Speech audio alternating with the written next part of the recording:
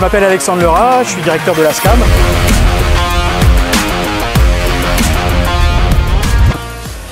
Donc la SCAM, c'est une entreprise familiale. On fabrique de la charpente métallique depuis 88.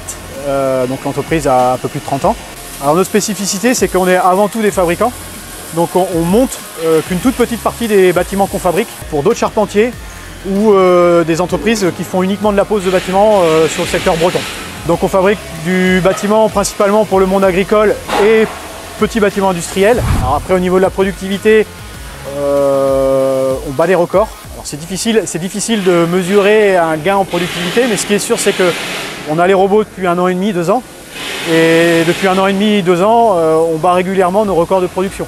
C'est-à-dire qu'on passe très régulièrement au-dessus de 200, voire 220 tonnes par semaine, des choses qui étaient complètement inatteignables il y a encore 2 ans. La difficulté, c'était de pouvoir produire, tout simplement. Trouver des soudeurs, c'est toujours compliqué. Et donc on avait du mal à trouver suffisamment de personnel.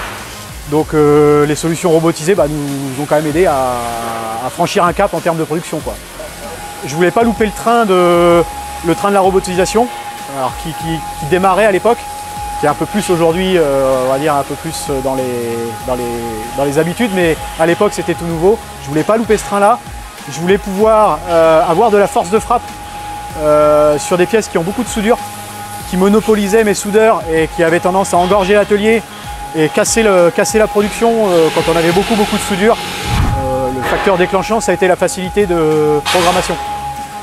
Où vraiment on a eu des démos en live où on voyait que ça marchait. Clairement les concurrents, on était moins confiants. Donc ça a été déclenchant.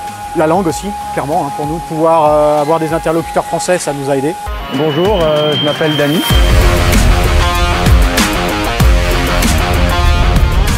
Je suis opérateur machine depuis 1 an et demi ici à la SCAM. C'est facile, je trouve, c'est pratique.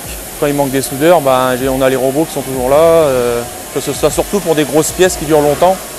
Moi, ça me permet, je charge une pièce qui dure 3-4 heures, ça me permet de faire autre chose. Alors on fait beaucoup de multipasses de petite taille. Les V-Master, ils font la multipasse à partir de la soudure de 10. Donc nous on en a beaucoup. Donc on fait beaucoup de multipasses 10, 12, de la 16 régulièrement, mais la soudure de 10 et de 12 en multipasse c'est tous les jours. De la multipasse par exemple qui monopolise les soudures où on a beaucoup de temps de soudure. Je voulais pouvoir sortir ces pièces-là du flux de production, les envoyer sur un robot pour que mes soudeurs continuent à avoir un flux de production standard. Aujourd'hui, on dessine dans Tekla, on fait l'export et on simule toutes les pièces.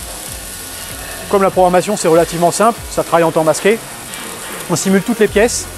À partir de là, on a les résultats et on sait décider quelles pièces on envoie au robot ou pas. En fonction du résultat, le pourcentage de réussite, du temps de soudure. On évite d'envoyer les pièces où il y a des temps de soudure qui sont trop petits, parce qu'il y a plus de manutention que de temps de soudure. Et la longueur de soudure. Voilà, on a ces 3 critères-là. Si les 3 critères sont cochés, on envoie les pièces vers le robot en soudure. Voilà comment on fonctionne aujourd'hui. Alors, la production, ça a changé pas mal de choses, dans le sens où il a quand même fallu réorganiser pas mal de choses autour des robots. On a revu nos flux, on aura revu notre conception aussi des bâtiments. On conçoit quand même nos bâtiments, on a un bureau d'études qui dessine tous les bâtiments. Donc on a revu nos conceptions pour les rendre robotisables. Et en termes de rendu de soudure, on est à peu près on est sur l'équivalent avec la SCAM, c'est-à-dire qu'on a des soudures qui sont bonnes, il n'y a pas de souci particulier. Le gain il est vraiment sur la vitesse, quoi, sur le type de... On va, au moment du palpage, ça va beaucoup plus vite, quoi. Voilà. Sur les pièces où il y a beaucoup de soudure, beaucoup de petites soudures, comme la majorité de nos productions, on a 30 à 40% en plus avec la SnapCam. Alors c'est pareil, c'est pas mesurable à la pièce, mais ce qu'on voit sur une semaine, c'est 30-40% de pièces en plus. Ça va beaucoup plus vite au niveau du repérage de soudure. Un laser, il fallait compter entre 12-16 secondes pour repérer une soudure. Maintenant, c'est 3-5 secondes. Donc quand tu as 100 soudures, quand le robot a 100 soudures effectuées, c'est un gain de temps énorme.